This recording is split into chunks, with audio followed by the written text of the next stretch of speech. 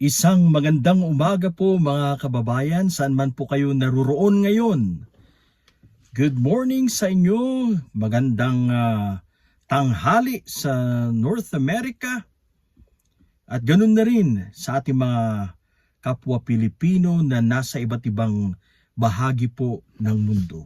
Alam niyo mga kababayan, focus po natin dito itong mga ginagawa ng mga Duterte na pilit pong pinapatay ang impeachment. Ano kaya ang dahilan kung bakit po nila ginagawa ito, mga kababayan? Alam nyo, kung ang isang tao ay malinis, kung ang isang tao ay walang ginawang masama, abay, hindi po siya magwo-worry. Hindi kagaya ni BP Sara na sa ngayon kitang-kita po na sila po ay nababahala ang kanyang kampo. Kaya gumagawa po sila, very defensive po sila. Yan po ang ating obserbasyon. Napaka-defensive ang kampo ng Duterte. Mga tauhan ni BP Sara, ginagamit niya ang mga senador na mga kakampi niya para po protektahan at depensahan po siya.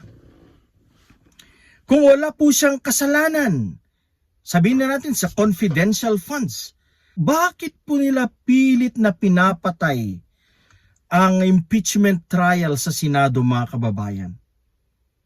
Ito po ay maliwanag na mukhang guilty, mga kababayan, ang ating Vice Presidente.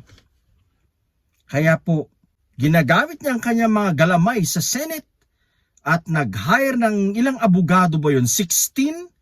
Sobra naman. Sobra-sobra mga kababayan, gusto po talaga niyang malusutan ito. Kaya po nag-hire ng 16 katao na mga mamahaling abogado, mga kababayan. Meron po sinasabi ito, mga kababayan. Talagang sigurista, gustong manalo sa kaso dahil alam niyang tagilid, dahil malalakas po ang mga ebidensya laban sa kanya. Mga kababayan, bago po ako magpatuloy, gusto ko po kayong i-shout out at maraming salamat sa mga nanonood po dyan. Kahit napakaliit po ang ating channel, pero patuloy po tayo sa pagbibigay ng mga komento. Tayo po ay isang ordinaryong tao lamang, ordinaryong Pilipino. Ito po ay isang pananaw ng isang ordinaryong Pinoy, mga kababayan. Shoutout po sa inyo lahat dyan, sa aking kaibigan sa La Union, si Sir Leopoldo Bacol, yan. Ganun na rin si Paring Balls, ang the best barber ng Calgary. At of course, hindi natin makakalimutan ng ating kaibigan na si Marie Kling sa Davao, mga kababayan. Shoutout po sa inyo lahat. Maraming salamat sa inyong pagsuporta sa ating mumunting channel. So ito na, nakikita po natin ang obvious na panloloko ni Chis Escudero. Alam po natin na si Chis ay malapit sa mga Duterte, hindi niya po yan may pagkakaila. Meron po silang larawan, kuhang-kuha, napakalinis mga kababayan, na kasama niya po ang mga DDS. Number 1 na po dyan si dating Pangulong Digong sa isang flight po nila. I'm not sure kung saan po sila tutungo, pero nasa loob po sila ng eroplano. Maliwanag po na si Chis Escudero ay maka-Duterte. Noon, siguro po, itinatago po niya ang kanyang totoong kulay. Ngayon, lumabas na. Nakita po natin kay Chis Escudero ang pagkabayas, mga kababayan. Pinipilit po niyang dinidelay, dinidelay ngayon. Gusto na niyang patayin ang impeachment case laban po kay Sara Duterte. Yan. At ginagamit niya ang kanyang mga kasamahan. Marami po sila sa Senado. Marami pong kaalyado si Chis Escudero, mga DDS senators, mga kababayan. Yan, ginagawan po nila ng paraan. 'Ang paraan. Ang tanong, bakit nila ginagawa ito? gusto nilang i-dismiss ang impeachment case ni Sara Duterte. Wala pa pong trial na nangyayari, mga kababayan. Isa lang po ang ibig sabihin nito, na merong kinatatakutan at posibleng mahubaran si Sara Duterte dito. Malalaman ng taong bayan once na mabuksan ang bank accounts ng mga Duterte, especially account ni Digong at Sara, ang kanilang joint account, malalaman po natin ang katotohanan dyan at siguradong hindi ito magugustuhan ng lahat. Siguradong may itinatago ang mag-amang ito.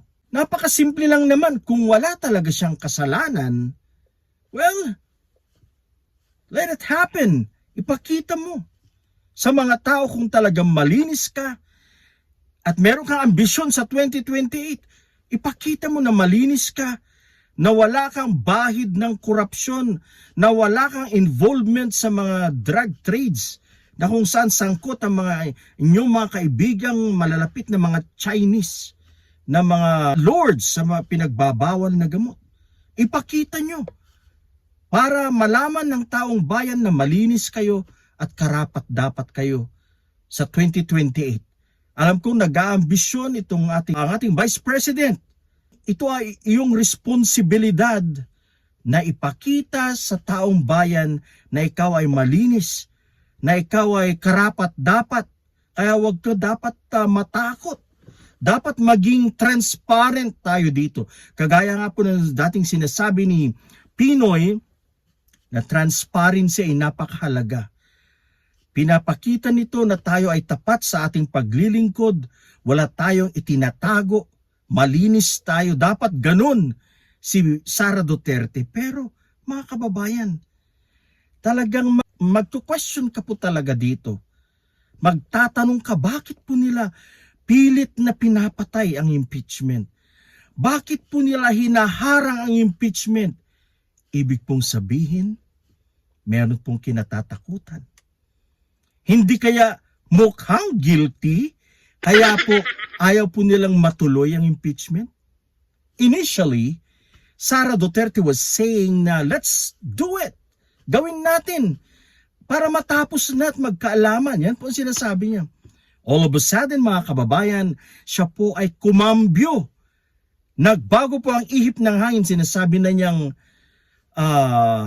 yun nga po, nalaman po natin na gusto niya talagang ma-dismiss ang impeachment case against her. Mga kababayan, may naaamoy po tayo dito. Talagang magkakabukuhan, magkakaalaman po pag natuloy ang impeachment trial. Ito po ang dahilan. Talagang hindi na po sila hindi na po nila maitatago ang kanilang kayamanan. Ang tanong kung saan po galing ang kayamanan na ito. Yan po. Curious po si Juan de la Cruz na malaman kung saan galing ang iyong kayamanan. Kung isa kang public servant, it is your responsibility, obligasyon mo para ipakita sa taong bayan na ikaw ay malinis. Kaya I challenge the Vice President na ipakita mo ang iyong bank accounts, na ituloy ang impeachment trial. Alam niyo itong si Martires, mga kababayan, matagal na panahon siya po yung dumidepensa kay Digong. Sabi niya, hindi kailangan na ipakita ang salin ng isang public or government official. Yan po, dinidepensa niya po si Digong noon. Kaya itong si Martires, mga kababayan, wala. Tuta po ito ng administrasyong Duterte. I am so happy na itong si Martires ay magre-retiro na. I hope, mga kababayan, na mabalikan itong si Martires, mga kababayan. Dahil napaka-bias po ng ombudsman na ito. Hindi niya po ginagawa ang kanyang tungkulin. Siya po ay hindi nagsisilbi sa taong bayan. Instead, siya po ay naghihimod puwet sa pamilyang Duterte. Yan ang totoo niyan at ang maliwanag. Alright, mga kababayan, tuloy-tuloy po tayo sa pagtutok dito sa impeachment case ni Sara Duterte. At tayo po'y sumusuporta, pinagsisigawan po natin na dapat ngayon na. Dapat itry ng mga senators itong si Sara Duterte and decide kung ano ba ang tingin nila base sa ebidensya. Dapat bang i-convict o hindi dapat i-convict? Mga kababayan, tutukan po natin ito. Ang napakalaking issue po na ito sa history ng ating bayan. Kung nakikita po nating iba na ang ginagawa ng mga senador, abay, alam na po natin ang ating gagawin. Tayo po'y magkaisa at ipaglaban kung ano ang tama at nararapat para sa ating bayan. Marami pong salamat. Isang magandang umaga, magandang tanghali, magandang hapon sa ating lahat.